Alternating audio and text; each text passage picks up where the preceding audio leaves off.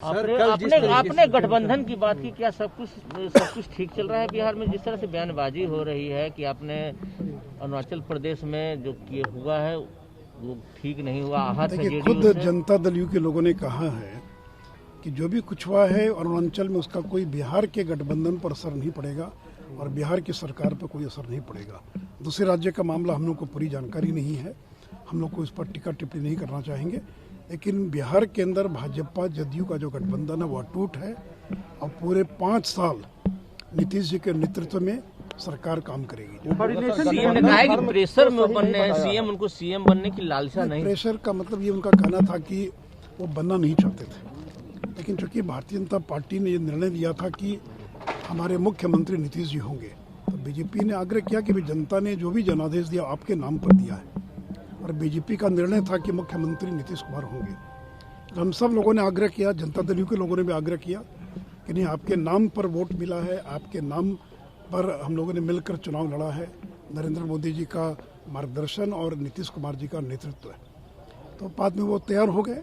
तो मन में किसी के भी आ सकता है कि मैं बनूं कि न बनूं, लेकिन अंततः जनता दल यू, बीजेपी, हम और वीआईपी पार्टी, इन सभी नेताओं के आग्रह पर उन्होंने मुख्यमंत्री बनना स्वीकार किया। आपके दिल्ली जाने के बाद क्या कोऑर्डिनेशन की कमी हो गई है? क्योंकि आप जब तक थे यहाँ तो कोऑर्डिनेशन बेहतर था, अभी कम है।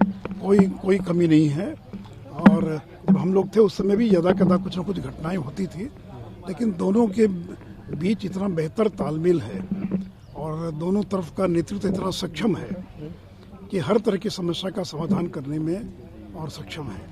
और आरसीपी जी जो बने हैं राष्ट्रीय अध्यक्ष, हम लोग उनको अपनी बधाई और शुभकामना देते हैं और मुझे पूरा विश्वास है कि आरसीपी सेना के नेतृत्व में जनता दल यू और बीजेपी का तालमेल और बेहतर होगा। आज जन्मतिथि, आज का जन्मदिन है उनका, और आज हम लोगों ने अपने श्रद्धांजलि के पुष्प अर्पित किए हैं और मैं बिहार की सरकार को धन्यवाद देना चाहूँगा।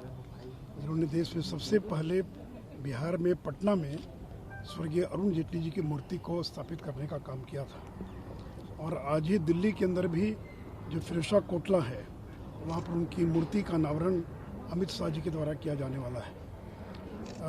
अरुण जी का जो संबंध बिहार से रहा सब लोग जानते हैं।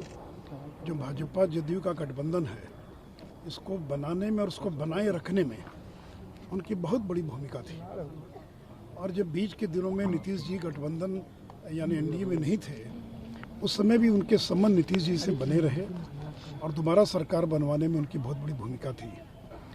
और हमारे पार्टी के एक ऐसा नेता जिसकी कमी हम लोग को रोज खलती रहती है, और मुझे पूरा विश्वास है कि आज अगर अरुण जेटली जी जिंदा होते तो किसानों की समस्याओं को लेकर जो, या किसान के मुद्दे पर जो आंदोलन चल रहा है, उसका कोई न कोई हल निकालने में वो सक्षम होते। तो ऐसे व्यक्ति को, जिसका बिहार के लिए बहुत बड़ा योगदान है बिहार के विकास में और बिहार के गठबंधन को बनाए रखने में, तो ऐसे अरुण जेटली जी के प्रति हम लोग अपनी विनम्र श्रद्धांजलि अर्पित करते हैं।